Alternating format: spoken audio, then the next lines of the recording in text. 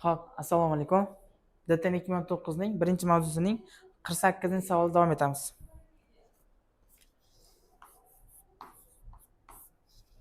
Metan va vodoroddan iborat gazlar aralashmasi azondan 10 marta yengil. Aralashmadagi metanning massa ulushini hisoblang debdi. Xo'p, metan ili vodorod. Xo'p, buni ikki xil usullashasi bo'ladi: diagonal ili tenglama. Men ko'proq tenglamani ustasi bo'lganim uchun tenglamada ketaman. Xo'p, konkretni fikrlaydigan bo'lsam, metanning moli kerak menga. Metanning molini bilmayman, x mol, vodorodning moli y mol. Xo'p, gazlar aralashmasi azondan 10 marta yengil debdi. Azonning molyar massasi 48, 10 marta yengillashtiradigan bo'lsam 4.8 chiqadi. 10 ga bo'ladigan bo'lsam, yengil deyapti. Xo'p, 4.8 nima deydigan bo'lsak, ikkita gazning o'rtacha molyar massasi. Xo'p, o'rtacha molyar massa topish uchun aralashma massasini aralashmani moliga bo'lishimiz kerak.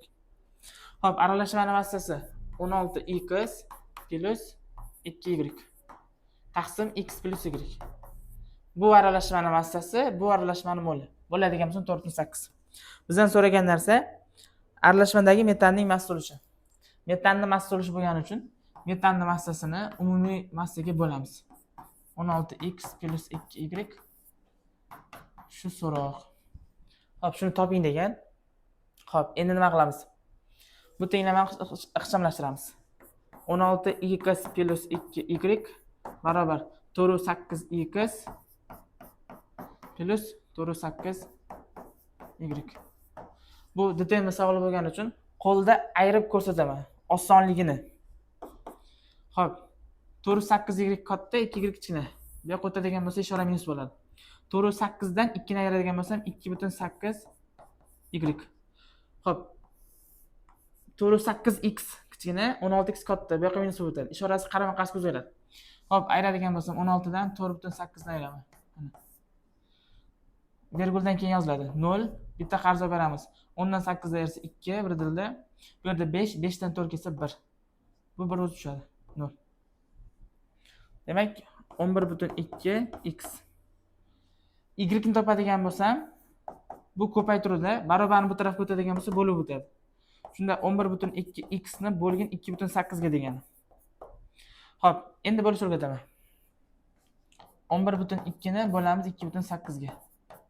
Virguldan keyin bitta son bor, virguldan keyin bitta son bor. 10 ga ko'paytirsa bo'ladi. 112 taqsim 28. 112 ni bo'lamiz 28 ga. Xo'p, 112 ning ichida 28 qaranglar. 11 ga qaraymiz, 2 ga qaraymiz. 5 tadan beradigan bo'lsam agar 2 kere 5 10 bo'ladi. Xo'p, 5 kere 8 40, 2 kere 5 10, 4 qo'shsa 14 bo'lib ketadi. Demak, tushiramiz pastga. 4 tadan beramiz. 8 kere 4 32, 3 dilda 2 kere 4 8, 8 go'shini qo'shadigan bo'lsam 11. Demak, 4 mol chiqar ekan. Demak, y barobar 4x. Mana. Xo'p, endi nima qilamiz?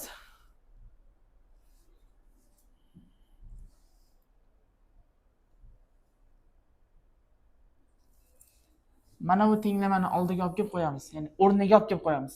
Y ni o'rniga 4x qo'yamiz. 16x 16x plus 2 ko'paytirilgan, mana y ni o'rniga 4x yozamiz. 16x 8, 8 ga 16 qo'shadigan bo'lsam 24x. X lar qisqarib ketadi. 16 taqsim 24. Bitta ustozim aytdi. Eng oson yo'li qisqartirishni 2 ga 2 ga 2 ga bo'lib ketaver degan. Xuddi shu ishni qilamiz. 2 ga 2 ga bo'lib ketamiz. Qisqartirish kerak.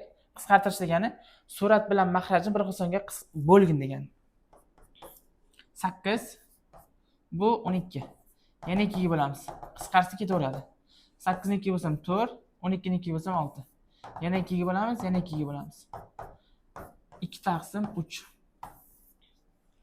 Shunda to'g'ri javob B ekan. Qaranglar, qisqartirishda 1 marta 2 ga bo'ldim, 2 marta bo'ldim, 3 marta bo'ldim. 6 ga qisqardi. Ya'ni 3 ta 2 ga.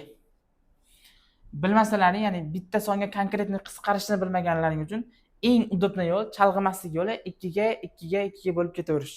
Qisqarsa orada 3 ga ham bo'lib ketaveradi. Farqi yo'q. Xo'p, tushunmay qolgan bo'lsalaring yana qaytadan ko'ringlar. E'tiborlaringiz uchun rahmat.